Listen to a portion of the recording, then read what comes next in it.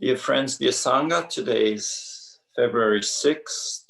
We are doing another one of our online Zazen Kais on Zoom. It's a rather cold but beautiful winter day here on Manitoulin Island. We are having a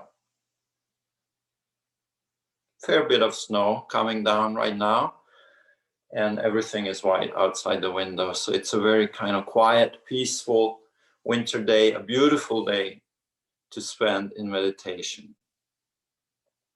And these Zazen Kais are opportunities for us to get together and to spend a day in doing our meditation practice. Normally, in our lives, we are always finding new ways of looking for distractions and finding new and inventive ways to overlook the things which are beautiful in our lives, the things which give us strength, the things which give us peace. And this Zazen Kais is an opportunity for us to spend a day in meditation together, and it's an opportunity for us to discover those kind of things which are beautiful in our lives. So it's a wonderful day to spend together, and I hope you're enjoying your practice in your homes. You're warm, I hope, on this cold winter day. And I hope your houses are peaceful and quiet, and it's easy to develop or to taste peace and security of mind as well. And that's what we are trying to do. We're trying to have a personal experience where our minds are quiet, and when gradually they become in harmony, we can say, or become introduced to the beauty of the world. For today's Teisho, I want to kind of go and talk about some technical aspects. I won't take up any particular koan, but I want to talk about koan practice in general. There are a number of things which we need to be reminded from time to time for those of us who are working on koans. And so I want to use this opportunity to talk about those things. Just some very basic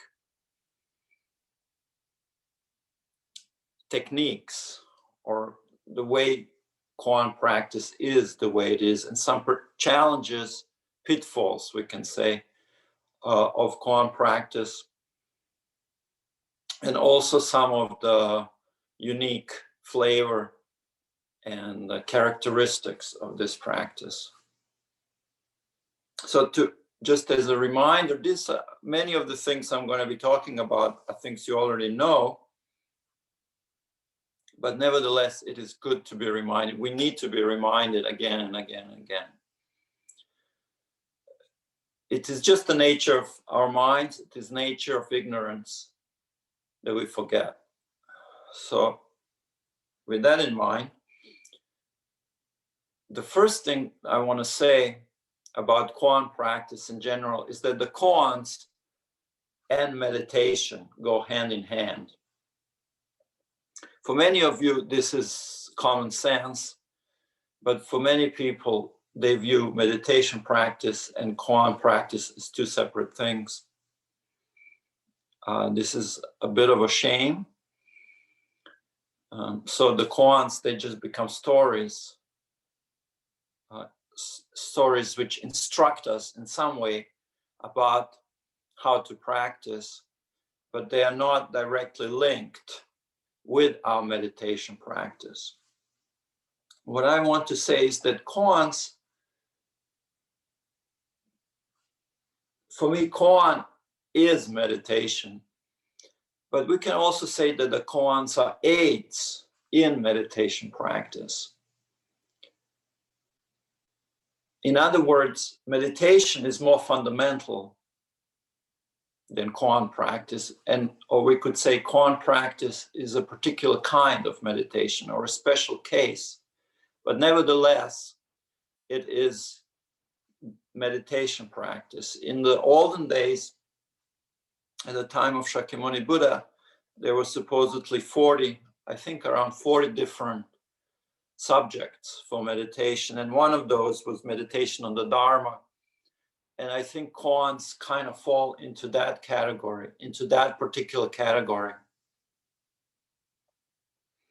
Because when we are looking at koans, we are looking at the sayings and the actions of Zen masters or of the Buddhas.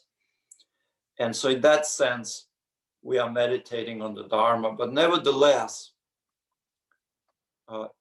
koan is meditation. So this is the first point I want to make that sometimes we forget. Sometimes we approach koans purely in an intellectual way. And that is not the basis of our practice. So then the second question that arises is, what is meditation? If koans are meditation, then what is meditation practice? The most obvious thing is to say is that the meditation is a way for us to develop wisdom.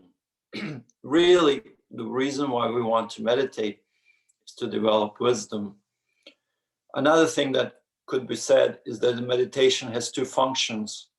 You heard me say this many times. The first of those two is to pacify. And that in itself is worthwhile to practice, to still our restlessness, to still our anxiety, to discover a peace of mind, a security of mind.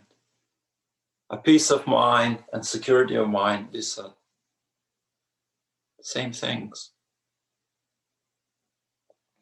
So this is the first function of meditation. But the second one is what we say is to clarify. It is to give us understanding, insight into our own nature, into the nature of the mind. And it is those two functions that we are developing through meditation practice. It is those things which we are developing through koan practice. So these are the first 2 points I want to make, is koans are meditation. And then meditation, we are practicing meditation in order to develop wisdom. And then the question arises, well, why do we want to develop wisdom, and what is wisdom? And the first thing I want to say is, maybe it seems rather obvious, but wisdom is something that should help us on a daily basis.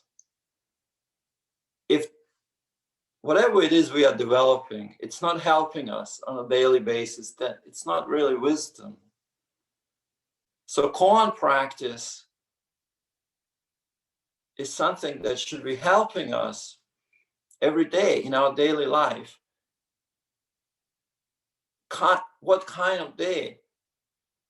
The quality of our days, the quality of our life, the quality of our minds. Wisdom that we are developing should have a lot to say about that. So I want you to see how these things are linked. Koan practice is not some intellectual speculation. It's not some examination in the Dokusan room. It is meditation practice, and meditation is linked with developing wisdom, and the wisdom is linked to the quality of our days, the quality of our life, the quality of this present moment right now. This question, what is wisdom? It has many answers, but perhaps the oldest one is maybe the simplest one. And it is that the wisdom has something to do with understanding and recognizing the nature of suffering and the nature of how it comes about, what causes it, and also the nature of peace and the nature of freedom, the nature of mind. So this would be one function of wisdom. And the other one has to do with path. So another aspect of wisdom is knowing what is the path. How do we practice? What it is that we need to practice, what we need to work on. So those are the two things. So koans, as I said before, because they are meditation practice and we are practicing meditation in order to develop wisdom, they also have to support that. They have to give us insight into the nature of the mind, into our true nature, and into the nature of the path, what it is that we need to practice. So there are different koans doing slightly different things.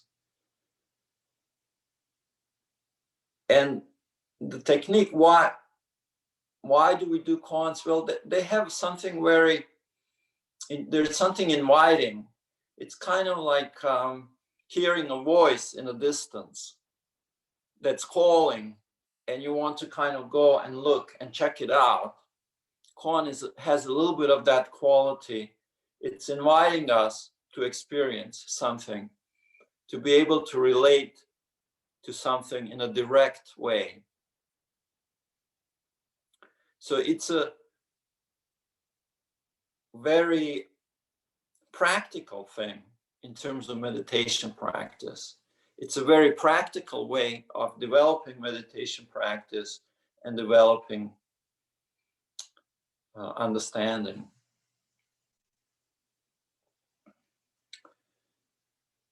What sort of things are they inviting us to hear, to see, to experience? Well, as I said, one of the things that we start with is they're inviting us to experience our own true self, what we call the essential world, our true nature. These are called Dharmakaya Koans. It's a type of koan. Dharmakaya, it's literally means a Dharma body. It means the Dharma nature of the universe. In Zen, we use essential world words such as essential world, true self, big, vast, mind, and so on. So this would be the first type of koans. And then, as we are introduced to the essential world,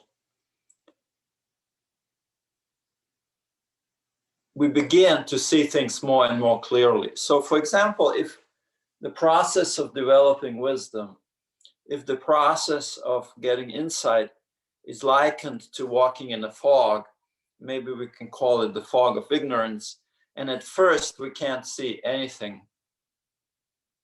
At first, everything is covered in fog.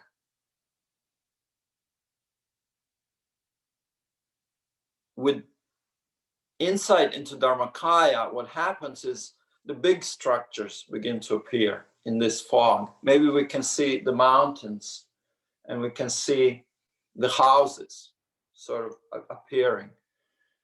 And then as our clarity gets clearer, maybe some of the finer structures begin to appear and you can see people and cars. And then as we continue the practice and we develop more and more clarity, eventually you can see the blade of grass and a raindrop or a snowflake. So the koans, they have this kind of inherent hierarchy, we can say, that they're not all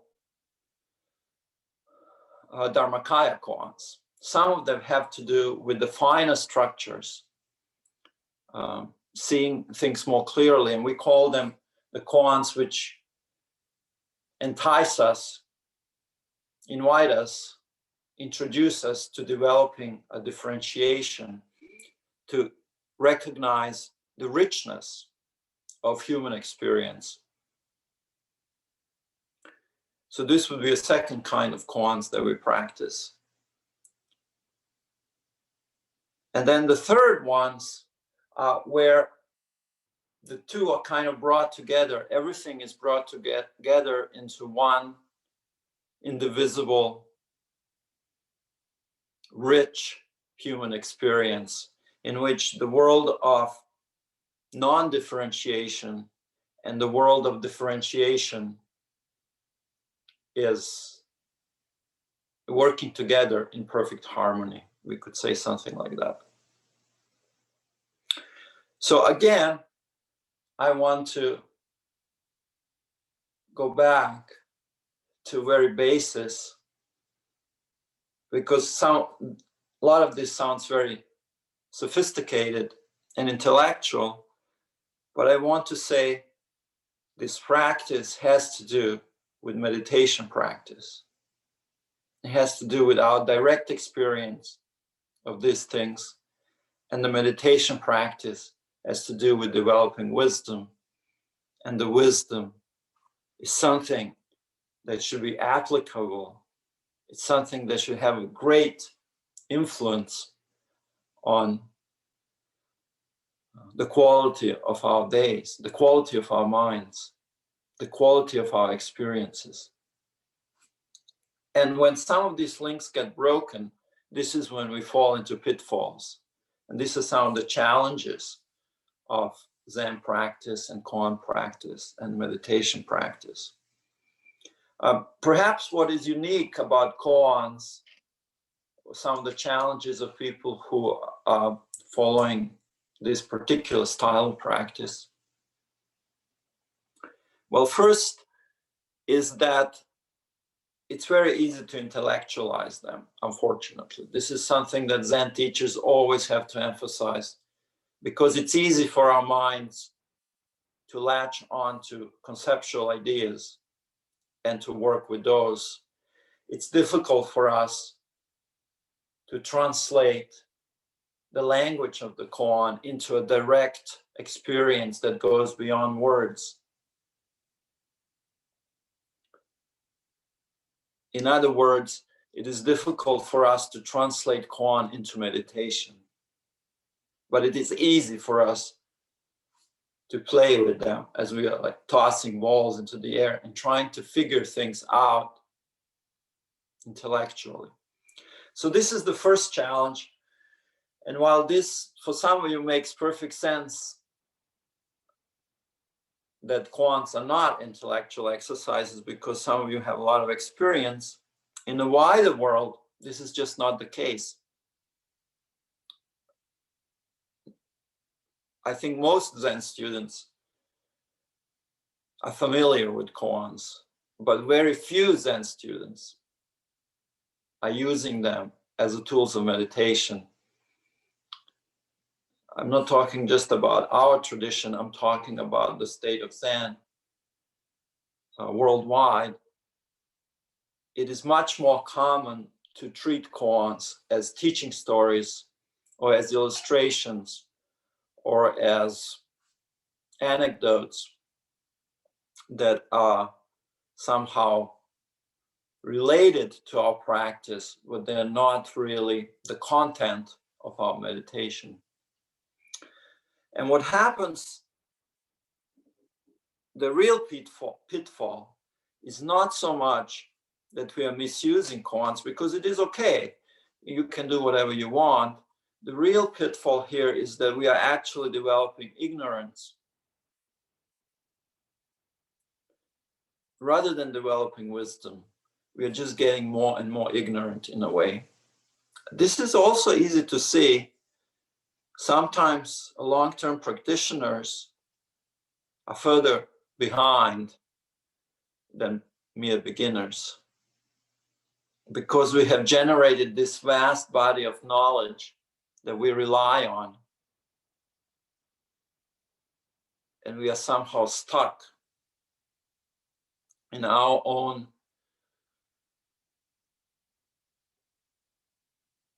construct, whatever we have constructed that we think is wisdom and we think is understanding, but it has no real capacity to help us. So this is the real pitfall, is when we are using the practice in a way that just deepens our ignorance. We're becoming more prejudiced rather than becoming more intuitively open and in touch with our true selves. So I would very much kind of want to strike that note to not to forget that the koans and meditation are one and the same things, not to use them in the intellectual way. And the second pitfall is when that link between meditation practice and wisdom gets broken. And this is where we can do a lot of meditation, real meditation. Maybe even we are sitting with Mu or sitting with a koan, but it's a kind of dead sitting. It just makes us more numb. We are not really listening to that voice of the koan. We are not trying to approach something. We are not interested anymore. This is really a problem of discouragement. So this usually happens to advanced practitioners because we have developed a daily habit of meditation, and meditation has become a big part of our lives. But that link between meditation practice and developing wisdom is broken, and we are just kind of going through it on autopilot.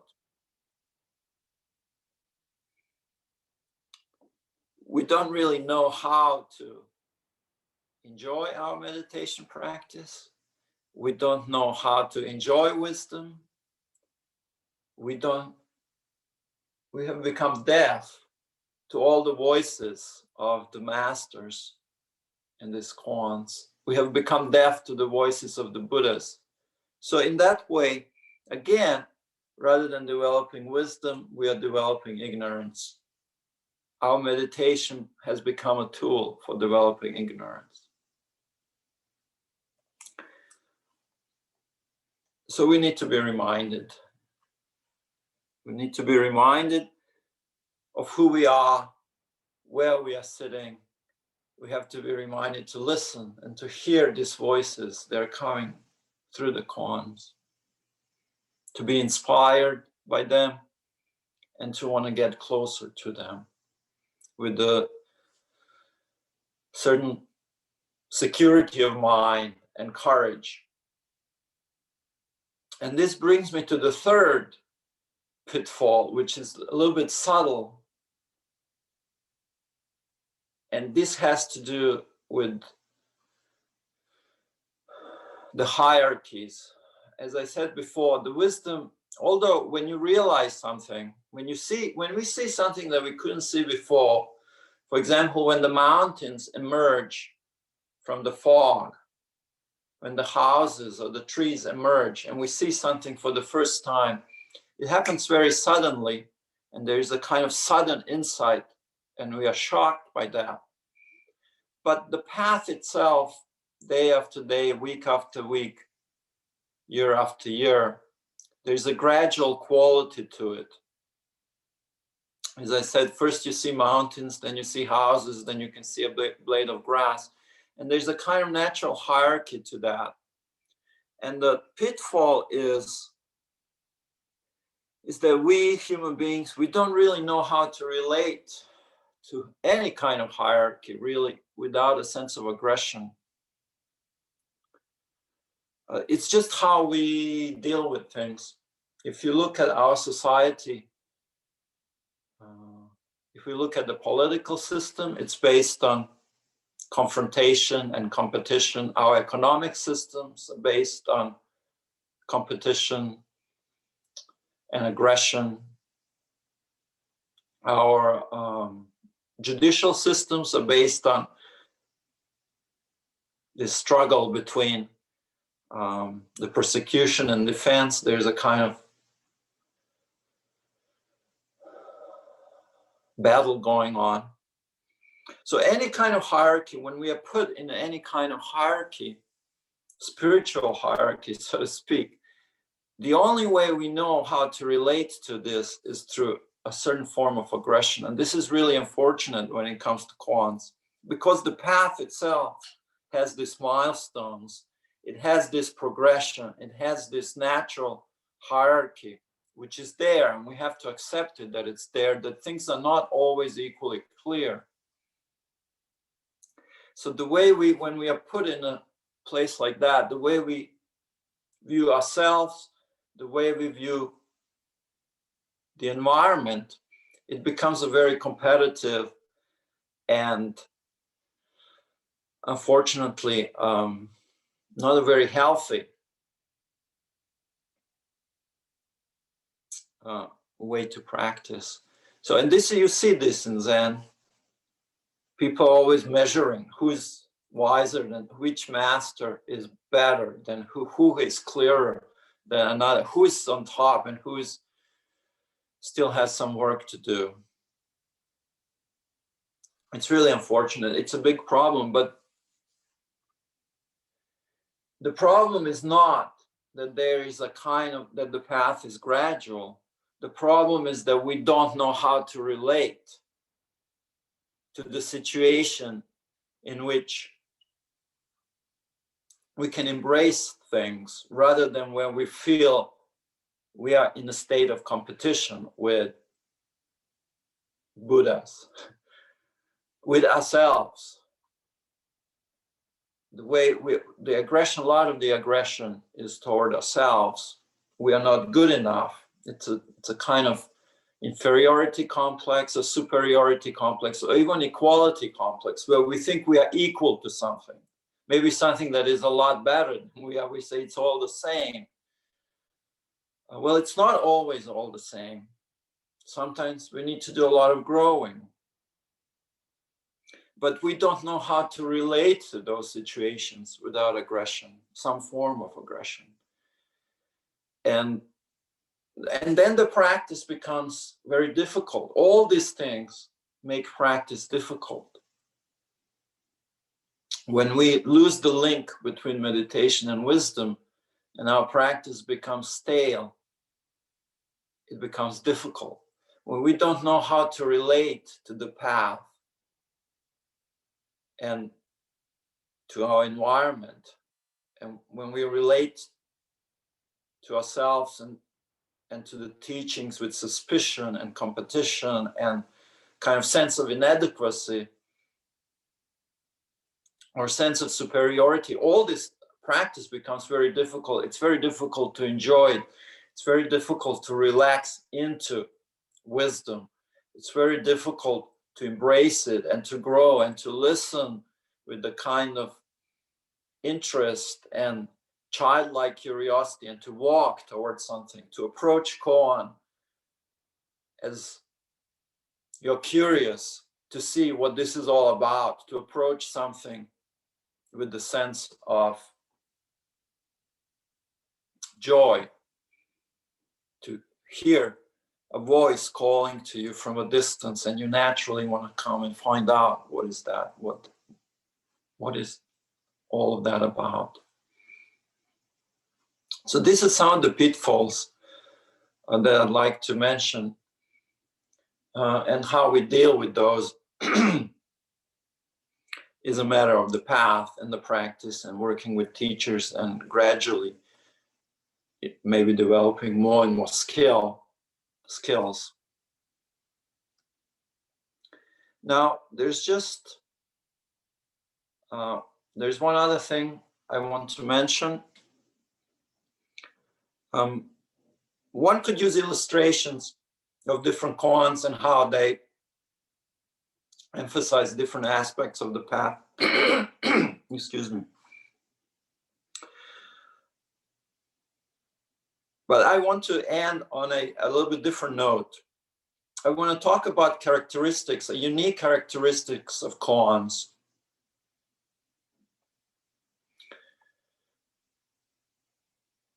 Each koan, it seems to me, it has these two layers which are coming together. What makes something into a koan? There are a lot of teachings that were left by the masters, but not all of them are not all of them work as well as koans. And it seems to me the ones that work really well have these two characteristics, which are really specific to this koan practice. And the first of those I'd like to say is a great simplicity. It's kind of like in meditation practice, first things you pacify things. This is a little bit different, but each koan is so simple. There's vast simplicity in it, and in that sense, each koan is exactly the same. When you look at koans, when you just see this simplicity, they seem like there's just one koan. There's really no two different koans. There's just one kind of koan. Actually, not even one kind of koan, there's just one koan. And they all have that. They have that great, great simplicity. And it's really something that we can appreciate. So this is one layer. And then the other layer, once we can appreciate that, each koan is different. Each has its own unique flavor. So there's this other layer of incredible richness, because each koan is different, because each mind is different, and because human experience is so rich. And we want to find that richness as well. We want to get close to that specific master and to the specific thing that is taking place in the koan. And usually there is a moment where things click, that they come into focus. And it is those two things, this great simplicity and this richness coming together, that make something into a koan and make it into a good koan. So in this practice, one of the great advantages of koan practice is that we can keep our practice fresh. We keep it fresh both by always reminding ourselves of that great simplicity. And we also keep it fresh by enriching ourselves, by getting closer and closer to the masters in the koan and to experiencing their wisdom as our own wisdom. And this is what we are trying to do, is you're listening to that voice and looking at something, bringing the koan to your attention, stepping into that space.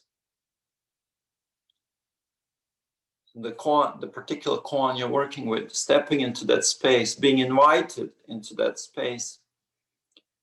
What we are really doing is we are getting closer and closer to our true selves. You're getting closer and closer to your own mind. You're getting closer and closer to who you are. And remember, wisdom, it has to do with knowing what is suffering, knowing what is peace, and knowing the dynamics of how that comes out, how it's constructed in our minds. The koans are bringing you closer and closer to that understanding, closer and closer to yourself. And the Zen masters in the koans, they're just kind of inviting you not to themselves, but to you, back to you. And that is what this Koan practice is all about. So this is my